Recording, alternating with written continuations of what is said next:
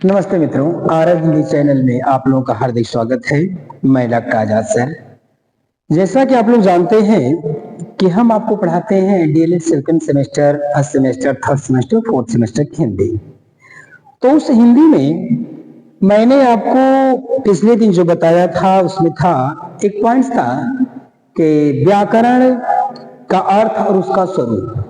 दो चीजों पर मैंने आपसे चर्चा किया था, व्याकरण का अर्थ उसके स्वरूप पे, और इसके बाद मैंने चर्चा किया था आपसे कि व्याकरण की परिभाषा को अन्य विद्वानों ने, हर विद्वानों अलग अलग तरीके से लेने का काम किया हुआ है, जिसमें कुछ विद्वानों का नाम मैं आपसे लेना चाहूंगा।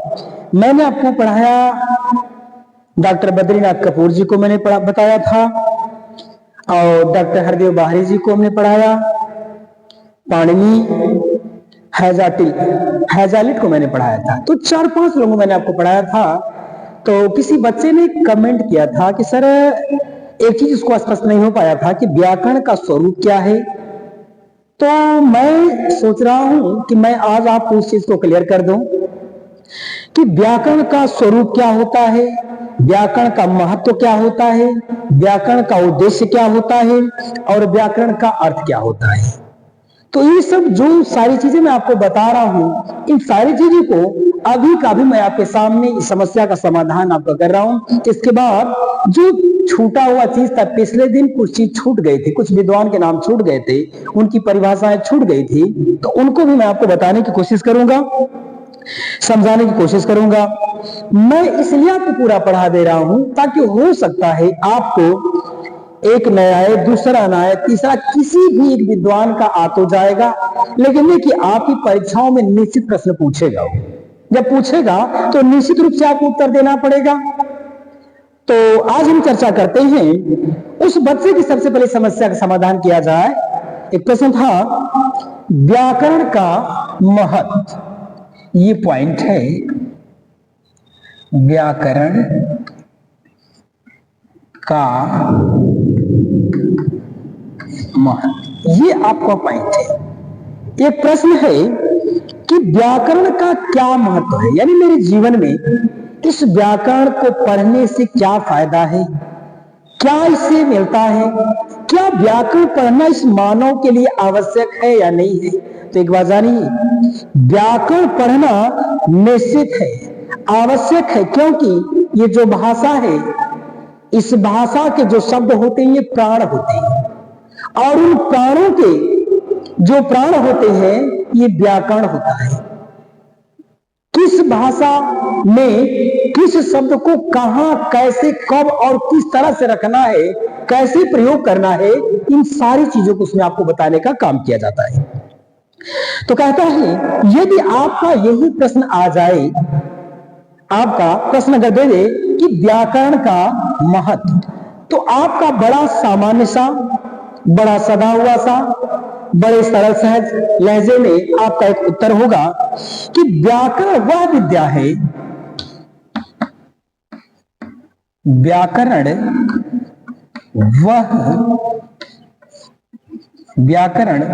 वह विद्या है जिससे हमें, कहता है जिससे हमें किसी भाषा को शुद्ध बोलना, किसी भाषा को शुद्ध बोलना, किसी भाषा को शुद्ध बोलना, लिखना और समझना, किसी भाषा को शुद्ध बोलना, लिखना और समझना आता है। ये देखिए, ये है व्याकरण का महत्व, यानी मेरे जीवन में इस व्याकरण का जो महत्व है यही है। कहता है इस परिभाषा को हम लोग जब छोटे थे तो प्राइमरी विद्यालय में हम लोग पढ़ने का काम किया, तो उस समय गुरुजी लोग पढ़ाया करते थे, लेकिन यही बताते थे कि व्याकरण वह विद्या है जिससे किसी भाषा को या व्याकरण वह विद्या है जिसे शुद्ध बोलना, पढ़ना, लिखना और समझना आ जाए। ये वो गुरु जी लोग बताया करते थे, हम लोग को आज भी याद हो चीजें। तो ये कहता है ये है व्याकरण का महत्व, यानी मेरे जीवन में जो व्याकरण का महत्व है, तो व्याकरण का महत्व इसी प्रकार का होने का काम किया हुआ। कहता है कि व्याकरण वह विद्या है, कहता है विद्या मीन्स ज्ञान, कहता है जो व्याकरण है, व्याकरण वह ज्ञान है जिससे, कहता व्याकरण वह ज्ञान है, व्याकरण वह विद्या है जिससे हमें किसी भी भाषा को, यानी उसी के कहने का मतलब ये है कि हर भाषा का अपना व्याकरण होता है। उसने कहा कि व्याकरण वह विद्या है जिससे हमें किसी भी भाषा को, किसी भी भाषा को शुद्ध रूप से बोलना, शुद्ध रूप से पढ़ना, शुद्ध रूप से लिखना और उस चीज को समझना आ जाए। ये है व्याकरण का महत्व, ये है, ये व्याकरण का महत्व है। एक प्रश्न और है, प्रश्न वह है कि व्याकरण का स्वरूप। प्रश्न है व्याकरण का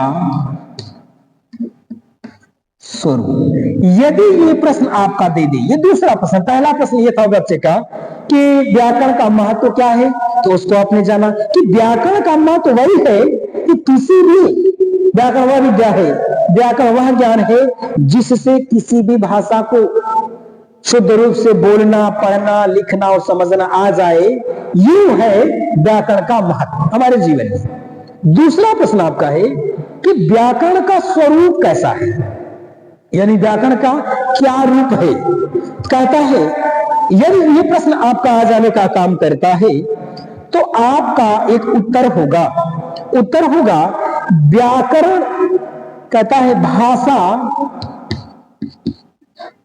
के नियमों, कहता है भाषा के नियमों का एक समूह, भाषा के नियमों का एक, भाषा के नियमों का एक समूह है, एक समूह है। कहता है जिसके जरिए, जिसके जरिए, कहता है जिसके जरिए शुद्ध और सुंदर रूप में लिखना, शुद्ध और सुंदर रूप में,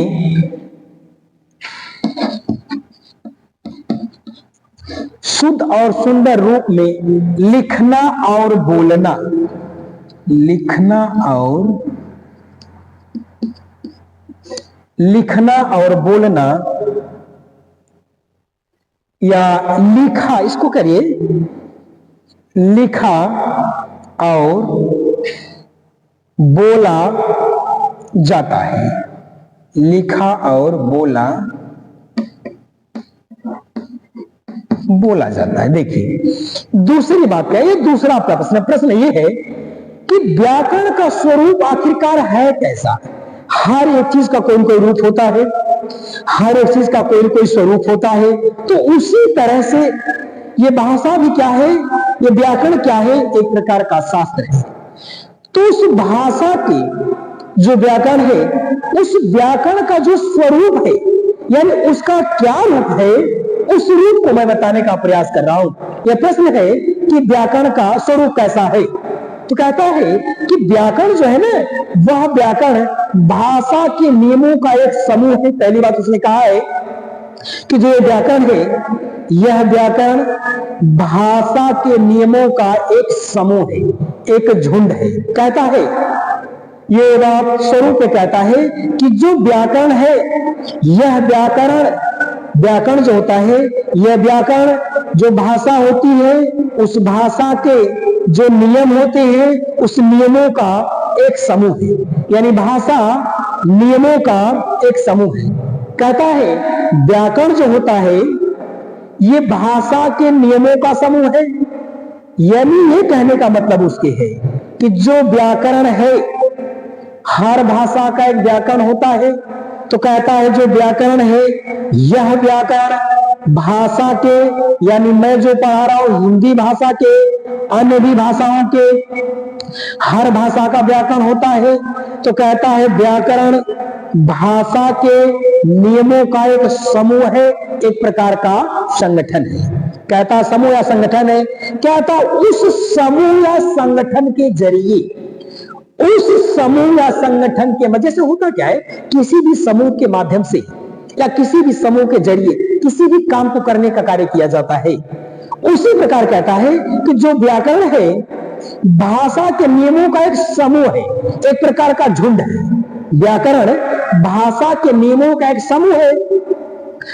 उस समूह के जरिए, उस समूह के माध्यम से, उस समूह के द्वारा कहता है शुद्ध और सुंदर रूप में, कहता उसी व्याकरण का जो झुंड है, उस व्याकरण का जो समूह है, उस समूह के जरिए हम क्या करेंगे, शुद्ध और सुंदर रूप में लिखा और बोला जाता है। कहता है कि सुंदर और शुद्ध रूप में लिखा और बोला जाता है। लिखा जाए सुंदर, बोला जाए सुंदर, यही व्याकरण का स्वरूप है।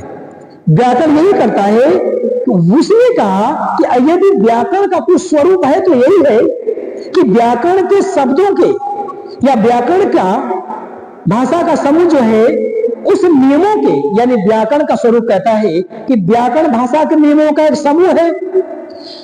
उस समूह के जरिए, उस समूह के माध्यम से हम सुंदर बोलते हैं, सुंदर या शुद्ध और सुंदर रूप में बोला जाता है और लिखा जाता है। उसी समूह के माध्यम से, नियमों के समूह के माध्यम से सुंदर लिखा और सुंदर बोले जाने का काम किया जाता है। यह है भाषा का स्वरूप। दो प्रश्न हुआ, भाषा का स्वरूप और भाषा का महत्व। और अगला प्रश्न दो और बचते हैं। उसमें आपने समझा भाषा के स्वरूप को और भाषा के महत्व को। अब एक प्रश्न और आपके सामने आता है। वह प्रश्न है व्याकरण का अर्थ।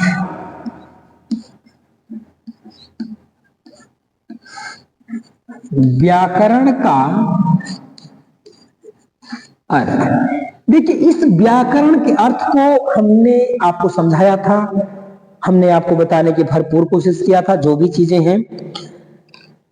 तो कहता है कि यदि आपका ऐसा पूछ देने का काम करे, पुनः एक बार समझ लीजिए, वह व्याकरण का वह जो बी धन आ धन क्री धन लेट प्रत्यय से बना, तो उसको व्याकरण कहते हैं। यहां एक और चीज समझिए कि व्याकरण का अर्थ कहता अगर ऐसा है तो आपका उत्तर होगा व्याकरण का नियमों का एक संग्रह।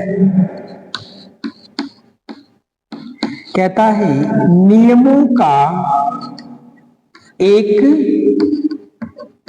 संग्रह। कहता है नियमों का एक संग्रह है, जो नियमों का एक संग्रह है जो किसी विशेष भाषा का वर्णन करता है, जो किसी विशेष भाषा का वर्णन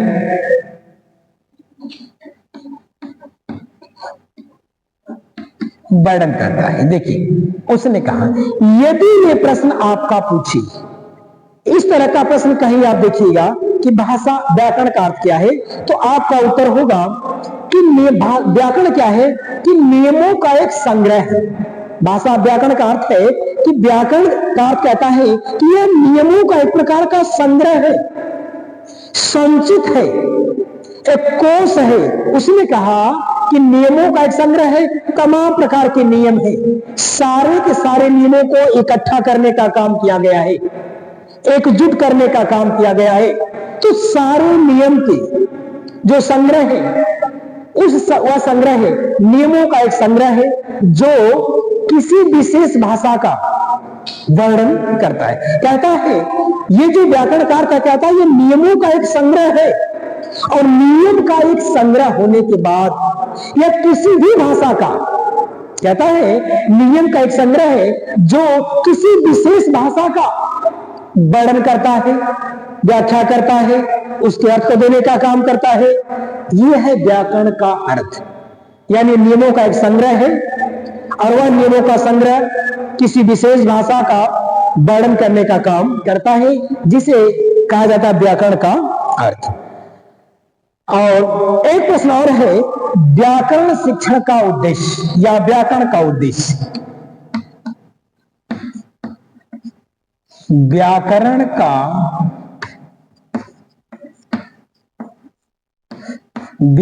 का उद्देश्य।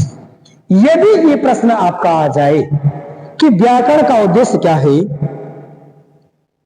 कहता है यदि यही आपका प्रश्न आ जाने का काम करेगा कि व्याकरण का क्या उद्देश्य है, तो आपका एक सामान्य सा उत्तर होगा।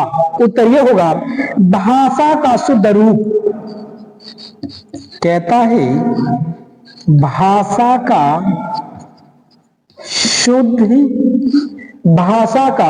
शुद्ध रूप पहचानने में सक्षम बनाना। भाषा का शुद्ध रूप पहचानने में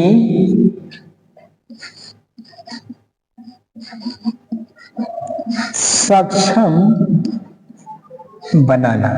ये देखिए, यदि आपसे पूछ दे कि व्याकरण का उद्देश्य, यदि ऐसा ही पूछ दे कि व्याकरण का उद्देश्य क्या है, तो आपका उत्तर होगा कि भाषा का शुद्ध रूप पहचानने के सक्षम बनाया। यानी कहता है उसका जो उद्देश्य है, व्याकरण का ये मूल उद्देश्य है ना कि किसी भी भाषा का शुद्ध रूप पहचानने में आपको सक्षम बनाए, आपको सफल बना दे। किसी भी भाषा के शुद्ध रूप को समझने में आप क्या हो जाओ, सफल होने का काम करो। ये कहता है व्याकरण का उद्देश्य। तो ये है व्याकरण का उद्देश्य। ये आपके प्रश्न थे। जहां तक हो सका मैंने भरपूर प्रयास करने का काम किया कि ये प्रश्न आपको समझ में आया होगा। और मैं पुनः आपसे कहना चाहूंगा कि आप जितने भी मित्र भाई बंधु, जो भी लोग आप इस वीडियो, इस चैनल को देखने का काम करते हो, आप अन्य लोगों तक, आपके भाई होंगे, आपके बंधु होंगे, आपके सभी सहपाठी होंगे, उन सभी सहपाठियों तक इस चैनल को पहुंचा देने का काम कर, ताकि वे लोग भी इसका फायदा उठा सकें, लाभ ले सकें। ये शिक्षक का एक अच्छे नागरिक का गुण होता है कि जो भी आपके पास है आप अच्छा से अच्छा लोगों को देने का प्रयास करिए। ये मैं भरपूर प्रयास करने का काम कर रहा हूं। अगर मैं इतना मेहनत आपके लिए करने का काम करता हूं, तो आप लोग थोड़ा सा भी मेरे लिए मेहनत करने का काम करिएगा, इसको ज्यादा से ज्यादा शेयर करने का काम करिएगा। और आप पुनः, मैं आपको पूर्व की जो टॉपिक थी, उस टॉपिक में मैं आने का काम करता हूं। तो उसमें हमने आपको एक चीज बताने का काम किया था। उसमें हुआ था, व्याकरण की परिभाषा चल रही थी। आपका चल रहा था व्याकरण की विद्वानों के अनुसार। कहता है विद्वानों के अनुसार व्याकरण की परिभाषा। व्याकरण की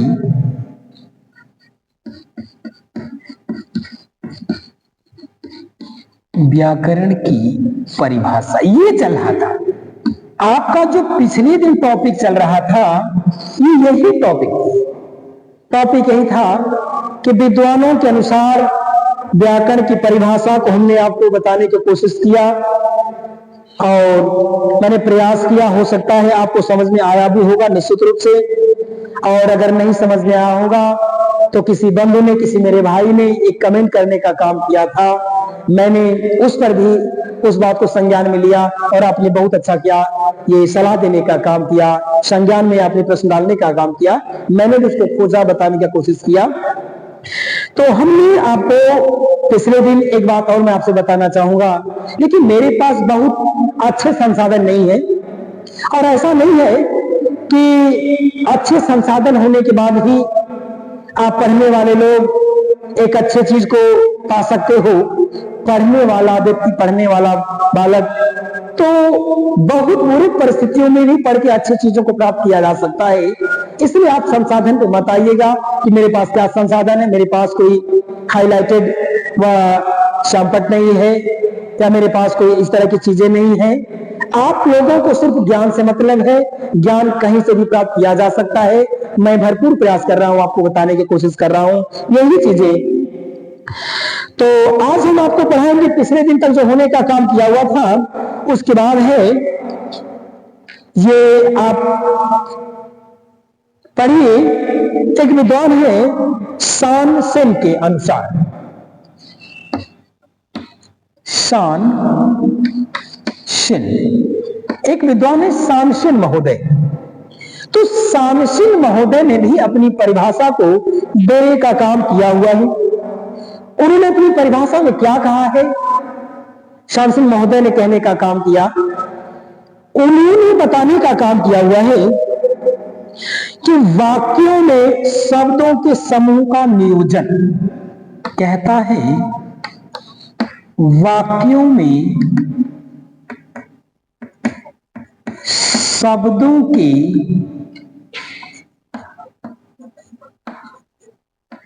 समूह का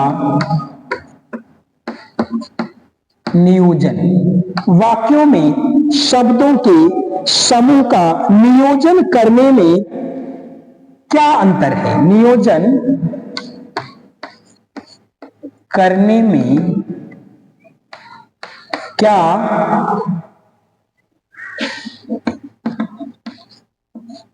अंतर है। उन्होंने एक प्रश्न किया हुआ है। प्रश्न ये किए है कि वाक्यों में शब्दों के समूह का नियोजन करने में क्या अंतर होने का काम किया हुआ है, क्या क्या अंतर है। तो कहते हैं कि व्याकरण क्या करता है, व्याकरण इसी का निरूपण करता है। कहते हैं व्याकरण इसी का निरूपण करता है। देखिए आप चीजों को समझिएगा, ध्यान से गहराई समझिएगा।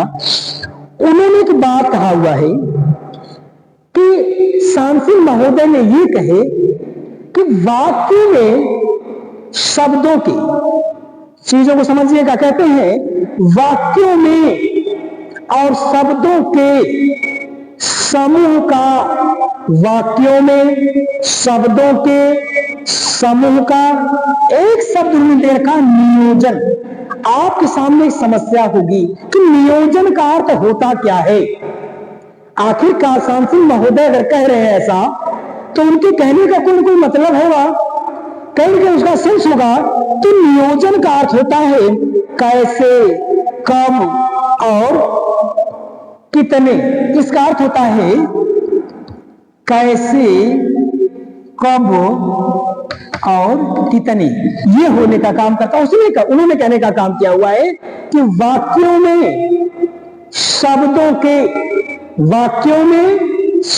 के समूह का कैसे, कब, किस तरह से करने में क्या अंतर है। उन्होंने कहा कि वाक्यों में शब्दों के समूह का नियोजन करने में क्या अंतर है। यानी कहते हैं नियोजन का मतलब कहते हैं कैसे, कब, कहां, कैसे, क्या अंतर। तो इसमें क्या अंतर होने का काम किया हुआ है उन्होंने कह रखा है। ये कहते हैं कि व्याकरण इसी का क्या करता है, वह निरूपण करता है। अब आपके सामने एक प्रश्न और हुआ होगा। देखो दो चीजों को उन्होंने दे रखे, एक शब्द नया दे दिए नियोजन और दूसरा शब्द है निरूपण। देखिए आप सब लोग जानते होंगे, निरूपण के सेंस को भी आप लोग जानने का काम किया होगा। तो निरूपण का मैं बता देना चाहता हूं, उनके कहने के सेंस में क्या है। निरूपण का अर्थ होता है अच्छी तरह समझना।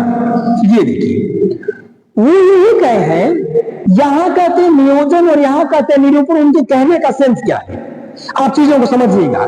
उन्होंने कहा कि वाक्यों में शब्दों के समूहों का नियोजन करने में क्या अंतर है। यानी वाक्यों में शब्दों के समूहों का नियोजन करने में क्या अंतर है। उन्होंने कहा नियोजन करने में क्या अंतर है, यानी उन्होंने कहा कि कैसे, कब और कैसे, कहां, क्या करने में क्या अंतर है। तो कहते हैं कि जो व्याकरण है इसी नियोजन को, ये जो व्याकरण है इसी नियोजन का निरूपण करता है। अब आपके सामने प्रश्न होगा फिर कि आखिरकार एक बार कह रहे कि नियोजन कब, कैसे, कहां, किस तरह से करने में क्या अंतर है। तो यहां कहते हैं कि जो इन्हीं का कब, कैसे और कहां, किसका, उसका व्याकरण इसी का कहता है कि कब, कैसे, कहां, किस तरह से, इन्हीं सब चीजों का जो व्याकरण है क्या करता है, निरूपण करता है। और निरूपण का मतलब होता है कि अच्छी तरह समझाने का वो काम करता है। उनके कहने का मतलब यही है, वही कहना चाहते हैं कि जो शब्द में कब, कैसे, कहां, किस तरह से, किसको सेट करना है, किस शब्द को कहां रखना है, उन चीजों का ये व्याकरण क्या करता है, निरूपण करता है।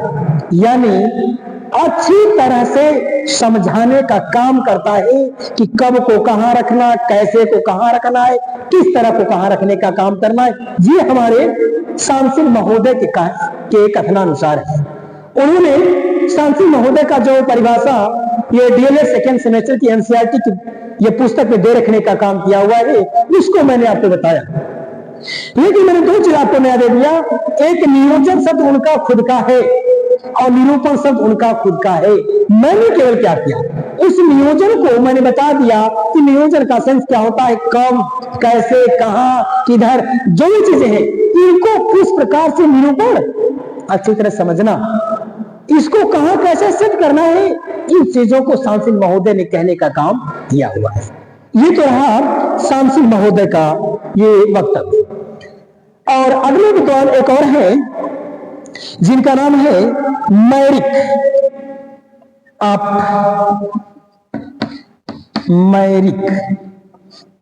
मैरिक महोदय ने क्या कहा। देखिए, हो सकता है, मैं जानता हूं सारा कुछ नहीं देगा, लेकिन कौन जानता है, हम पेपर सेटर नहीं है।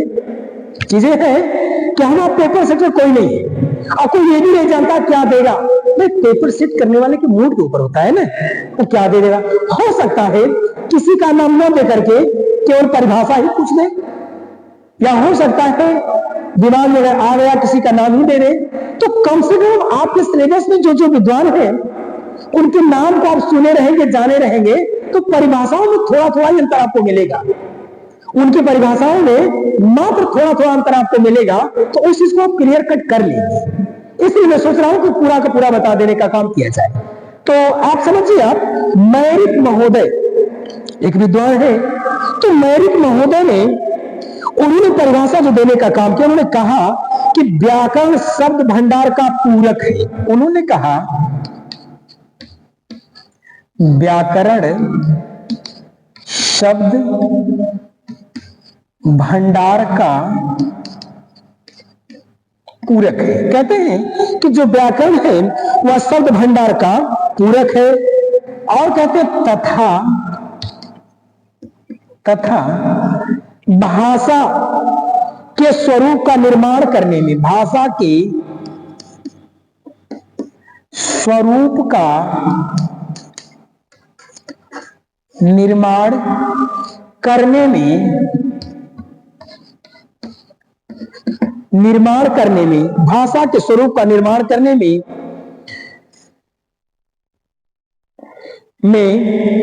उसी की प्रकृति का अनुकूलन है। कहता है उसी की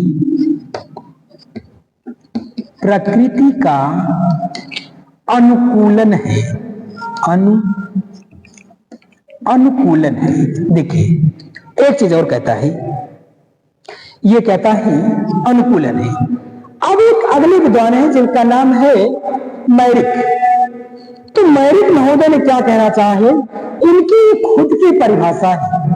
उन्होंने अपने मंतव्य, अपने विचार देने का काम किए कि व्याकरण की परिभाषा को बड़े सुंदर वाक्यांश में देने का काम किया। उन्होंने क्या कहा है? उन्होंने कहा कि जो व्याकरण शब्द है, व्याकरण शब्द भंडार का पूरक, जो व्याकरण है यानी व्याकरण शब्द जो है ना, ये भंडार का पूरक है। कहता है व्याकरण जो है ये शब्दों के भंडार के प्रकार का क्या है? पूरक है, पूर्ति करने का काम करता है। और कहते हैं तथा भाषा के स्वरूप का निर्माण करने में, कहता पूरक भी है, व्याकरण क्या है? शब्द भंडार का पूरक है, और भाषा के स्वरूप का निर्माण करने में उसी की प्रकृति का अनुकूलन है। कहता ठीक उसी का अनुकूलन करने का काम करता है। उनके कहने का मतलब ये है कि जो व्याकरण का शब्द भंडार है, वह शब्द भंडार पूरक है किसका? भाषा का। यानी जो शब्द होते हैं, भाषा में भी शब्द ही होते हैं, तो कहते हैं कि जो भंडार का पूरक है, शब्द भंडार का जो पूरक है, ये भाषा के स्वरूप का निर्माण, जो शब्द भंडार है वे शब्द भंडार भाषा के स्वरूप का निर्माण, यानी भाषा का निर्माण करते हैं। कहना चाहते हैं कि जो शब्द भंडार है वे शब्द भंडार भाषा के स्वरूप का निर्माण करते हैं, और निर्माण करने के परिणाम स्वरूप कहते हैं उसी की प्रकृति का अनुकूल, उसी के अनुसार काम करते हैं। यानी शब्द जो भी होगा, भाषा जो भी होगी, लेकिन उस भाषा में जो शब्द होंगे वो सारे के सारे शब्द व्याकरण के अनुकूल चलने का काम करता है, व्याकरण के प्रतिकूल कुछ चलने का काम नहीं करता है। जैसे व्याकरण कहेगा, यानी भाषा के ऊपर व्याकरण की लगाम है, व्याकरण जैसे चलाएगा भाषा वैसे ही चलने का काम करेगी, न कि भाषा अपने अनुसार चलेगी, व्याकरण अपने अनुसार चलेगा। तो भाषा को ये व्याकरण चलाने का काम करता है। ये रहे और विद्वान, दो और विद्वानों का आप लोग समझिए। ये विद्वानों के अनुसार जो व्याकरण की परिभाषा है, मैंने उनको आपको बताने की कोशिश कर रहा हूं। और एक अगले विद्वान है जिनका नाम है गोल्डन।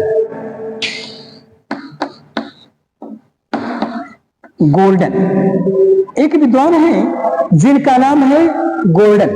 तो गोल्डन महोदय ने क्या कहा?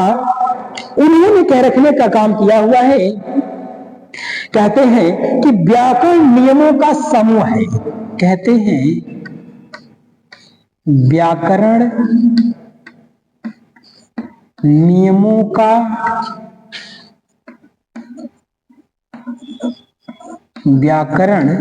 नियमों का समूह है, जो किसी भाषा की वाक्य रचना के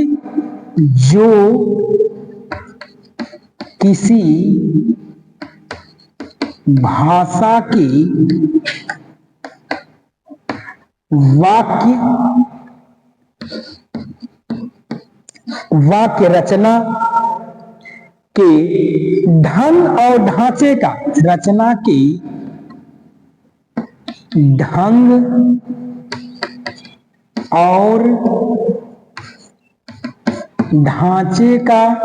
ढंग और ढांचे का स्पष्ट बोध कराता है,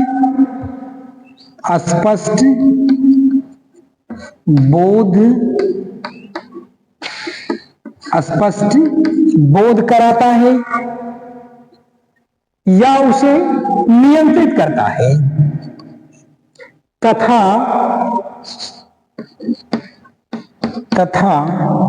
उसे नियंत्रित करता है। ये देखिए उन्होंने कितने सुंदर शब्दों में कह रखने का काम किया।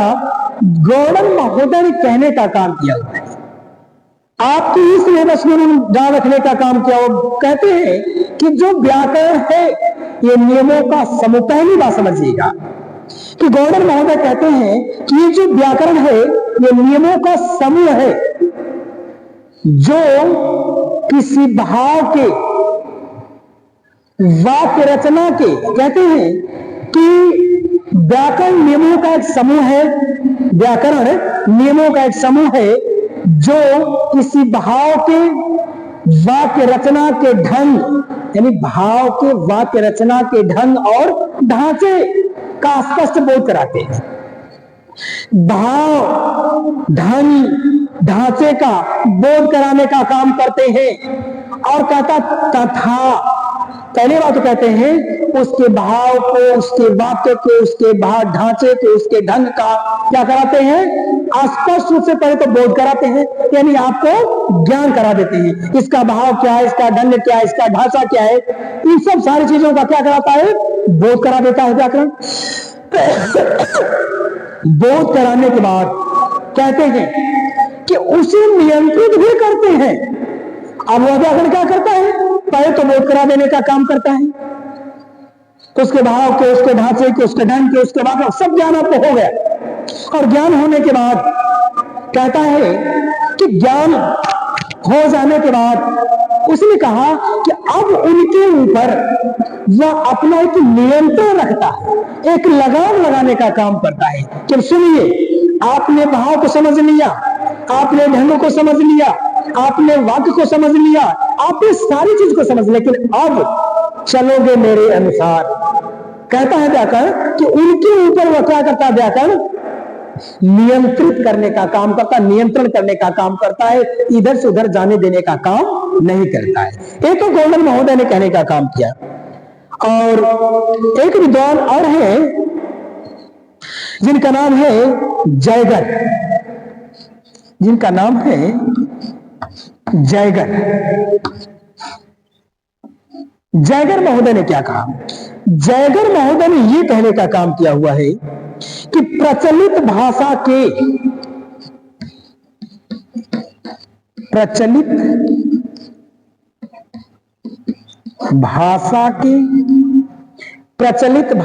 के या भाषाओं, लिख दीजिए, प्रचलित भाषाओं के नियमों का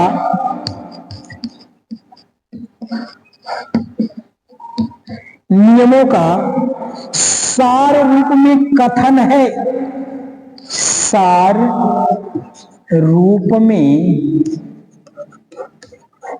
कथन है, कम से कम, सबसे कम शब्दों में उन्होंने कह रखा है और पूरी की पूरी बात उन्होंने कह देने का काम किया हुआ है। आप इनको बड़े आसानी से याद कर सकते हैं, समझ सकते हैं।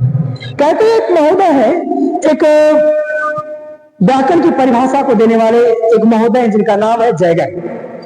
तो जयगर महोदय ने कहने का काम किया हुआ है, उन्होंने बताया कि जो प्रचलित भाषाओं के, ये व्याकरण जो है ना, ये व्याकरण जो भी प्रचलित भाषा है, उन भाषा के नियमों का, यानी संसार में जो भी प्रचलित भाषा है, उन प्रचलित भाषाओं के नियमों का, यानी प्रचलित भाषाओं के नियमों का सार, सार मीन्स होता है तत्व, सार मीन्स होता है लोहा, ये भी कर सकते, लेकिन उसने कहा था कि सार का तत्व रूप में कथन है, कहता है। कथन का मतलब होता है कहना। तो जयगर महोदय ने कहा कि जो व्याकरण है, यह व्याकरण प्रचलित भाषाओं के नियमों का एक प्रकार का क्या है, तत्व है, तत्व है। उस तत्व में, यानी तत्व के रूप में क्या है, कथन है। अरे प्रचलित भाषाओं का सार, प्रचलित भाषाओं के नियमों का, यानी प्रचलित भाषाओं के जो नियम है, उन नियमों का सार तत्व है। उस तत्व के रूप में वह क्या है, प्रकार का कथन है। तो ये रहा आज का आपका क्लास। ये व्याकरण की परिभाषा विद्वानों के अनुसार, तमाम विद्वानों के अनुसार मैंने आपको व्याकरण की परिभाषा को बताने का काम किया। आज की क्लास के लिए इतना ही। आपसे मैं पुनः एक बार हाथ जोड़ के विनती करने का काम करता हूं कि आप लोग, अगर आप एक अच्छे नागरिक हो, एक अच्छे राष्ट्र का निर्माण करना चाहते हो, यदि आप दूसरों की भलाई करना चाहते हो, तो आप इस चैनल को अधिक से अधिक सब्सक्राइब और अधिक से अधिक शेयर करने का काम करिए, ताकि ज्यादा से ज्यादा जो भी आपके मित्रगण लोग हैं वो स्लो चीजों को जानने का काम करें और इससे लाभ उठाने का काम करें। आज के लिए इतना ही, अगली क्लास से पुनः मुलाकात होने का काम करेगा। तब तक के लिए धन्यवाद। जय भारती, जय विद्यार्थी।